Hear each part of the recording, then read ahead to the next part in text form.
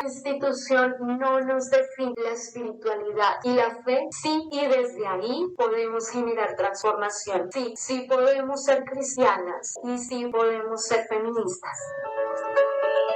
He pensado cómo traer este tema a la mesa y no encuentro manera de hacerlo que no sea de lleno y sin rodeos. Este es su canal Angel for God. Aprendamos juntos y hablemos de la Biblia. El feminismo, un movimiento que le conviene el cristianismo, pero a el cristianismo no le conviene el feminismo. Los cristianos trabajamos en cambiar nuestra forma de ser. La Biblia nos dice que nos despojemos del viejo hombre interior. La misma Biblia nos dice que si alguien nos pide que llevemos una carga por un tramo, que la llevemos por 2 tramos. Y alguien nos pide el manto, que también le demos la capa. Todo esto es para que muchas personas se aprovechen de la bondad de un cristiano. Y es por ahí que tenemos pecadores en la iglesia. Las del movimiento, aunque no quieran confesarlo, han conquistado ya el ámbito político, la farándula, la ley, el derecho a la libre expresión y ahora la religión. Más con referencia a la religión cristiana. Ahora quieren estar entre las filas del cristianismo evangélico protestante. Aunque muchas seguidoras del movimiento no quieran aceptarlo, el catolicismo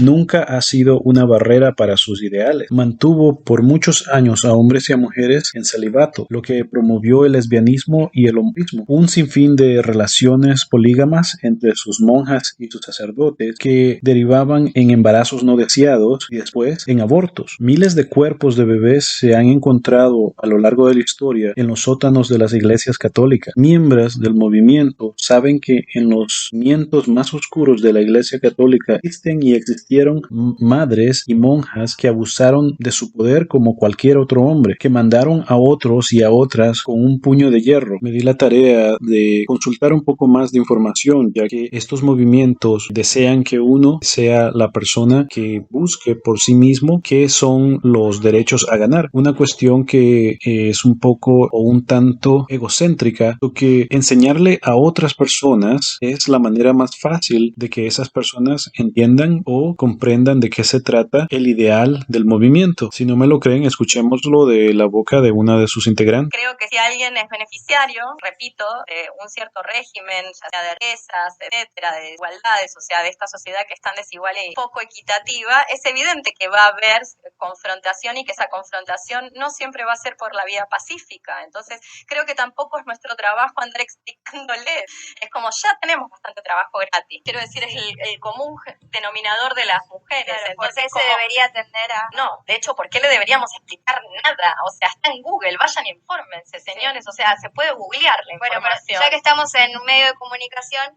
Pero tenemos que hablarnos entre nosotras. Sí. El debate tiene que ser entre nosotras y tenemos que dejar de tener miedo a confrontar, incluso en nuestras diferencias y en nuestro disenso. O sea, no podemos seguir pensando que hay un solo feminismo que tira para un mismo lado. Hay muchos feminismos, son de diferentes estilos, de diferentes cortes, de diferentes líneas, y hay líneas que tal vez no son, por decirlo de algún modo, las más populares. Bueno, después de haber escuchado eso, me di la tarea de hablar con muchas de mis familiares y me di a la tarea de preguntarles que si creían que la Biblia era la palabra de Dios, y en realidad sus respuestas fueron bastante variadas, desde lo más extremo hasta de un extremo muy fuerte hasta un extremo muy débil. ¿A qué me refiero con eso? Por ejemplo, una de las participantes me dice que la Biblia sí es la palabra de Dios, pero como fue escrita por hombres, de alguna manera ellos adulteraron lo que se tenía que haber escrito y que utilizaron estas, vamos a decir,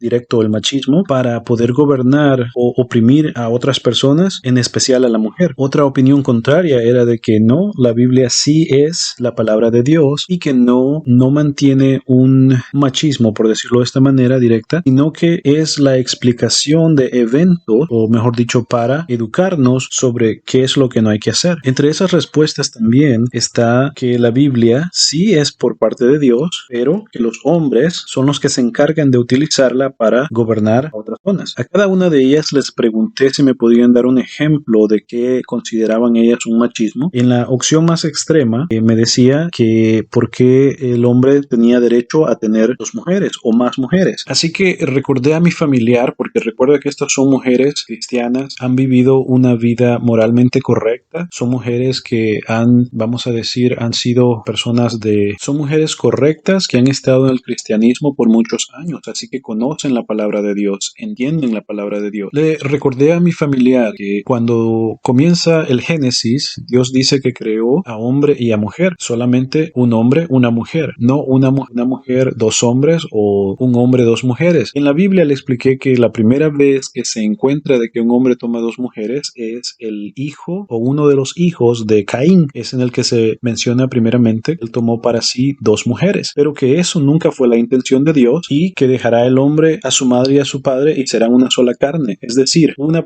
mujer, un hombre. A lo que ella pues, me replicó que los reyes tenían muchas mujeres. La Biblia nunca nos explica por qué los reyes se les permitía tener muchas mujeres y concubinas, pero al ver esto nos damos cuenta de que los reyes, muchos de ellos tuvieron problemas, especialmente David y Salomón su hijo. A Salomón dice que tantas concubinas y esposas terminó torciendo sus caminos hacia Dios, así que eso nunca ha sido conveniente. El nivel perfecto o la balanza perfecta es el esposo y su esposa. En el caso extremo negativo, es decir, pregunté a una de mis cuñadas que si ella consideraba que era un machismo que una mujer comenzara un ministerio y ya teniendo ese ministerio formado llegara un hombre y dijera, bueno, necesito que usted me entregue este ministerio y yo lo voy a llevar, es decir, quitarla simplemente del lugar. A lo que ella me dijo de que sí estaba bien, que no había ningún problema, y para eso yo le explico que si Dios ha sido el que ha puesto a esta mujer en un ministerio, Dios mismo va a dar esa oportunidad para que otra persona, en este caso un pastor o hombre, llegue y tome las riendas de ese ministerio, pero siempre que haya sido de una manera correcta, respetuosa y siguiendo las líneas de Dios. Entre todas ellas que fueron entrevistadas, también les volvía a pedir más ejemplos, los de machismo en la Biblia, y era muy difícil para ellas recordar ciertas historias donde se podría mostrar un machismo evidente, pero uno de los mejores que me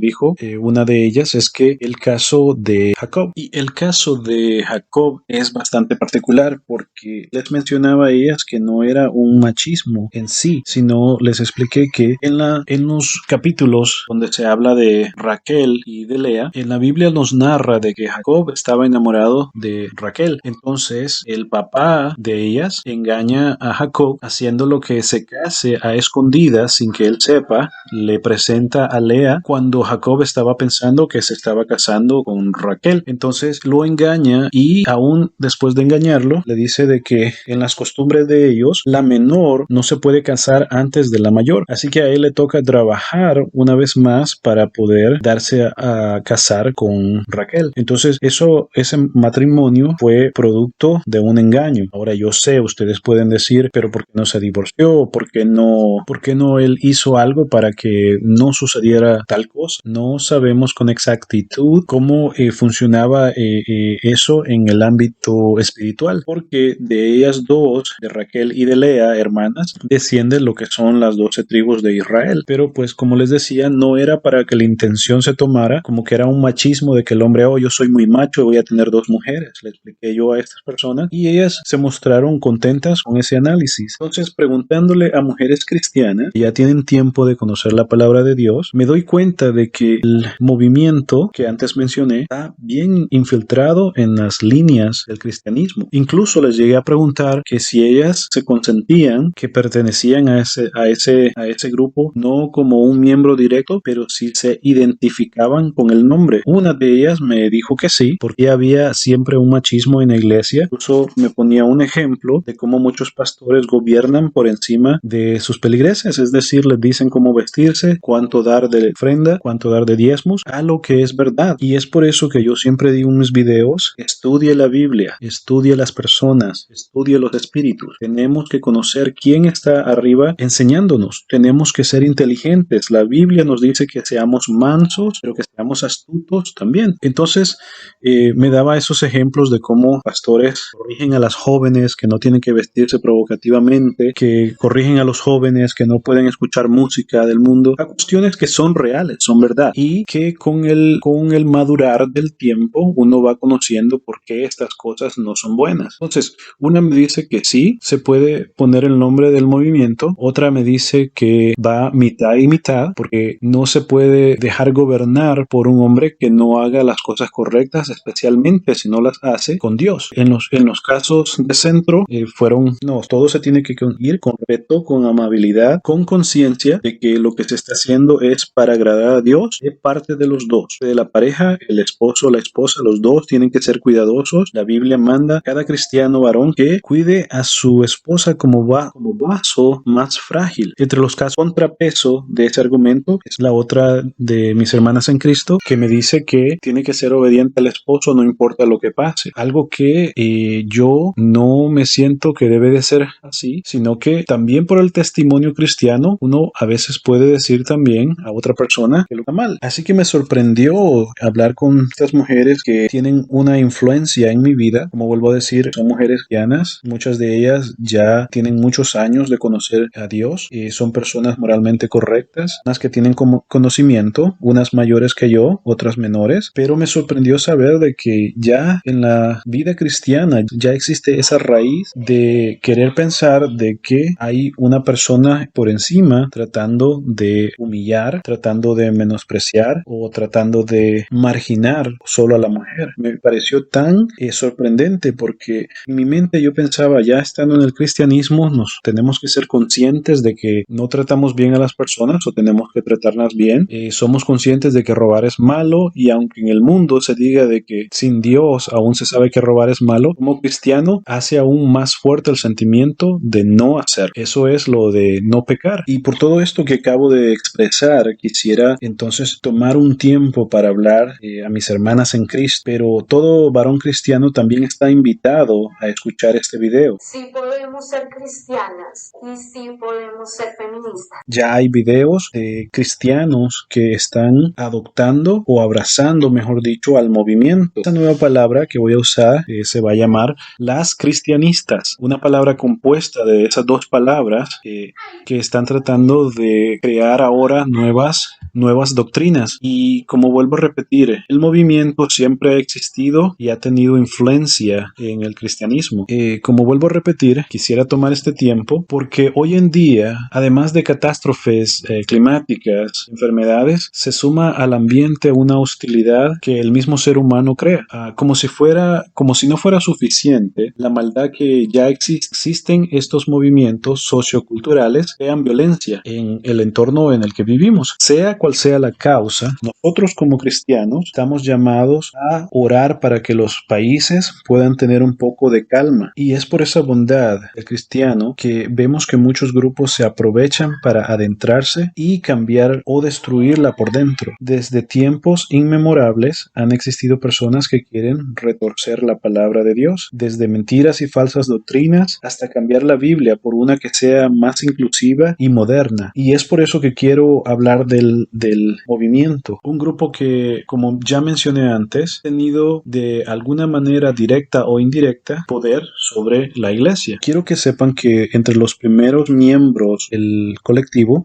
fueron miembros de la iglesia, católicas y algunos también protestantes. Algo que sin duda las integrantes del movimiento pasan por alto, pues la verdad esto no ayuda a romantizar la causa. El diccionario de la RAE define el feminismo como principio de igualdad de derechos de la mujer y el hombre, y aprovechando esa ideología es que muchas hermanas en Cristo son engañadas. En la Biblia se menciona que en Cristo ni la mujer es sin el hombre, ni el hombre no es sin la mujer. Hago un paréntesis. De la manera que todo cristiano protestante tendría que ser, es que todo hombre y mujer somos iguales ante Dios, ante la ley, y que si hay rasgos diferentes en cada uno, no es por una imposición machista, sino por un orden que Dios pone.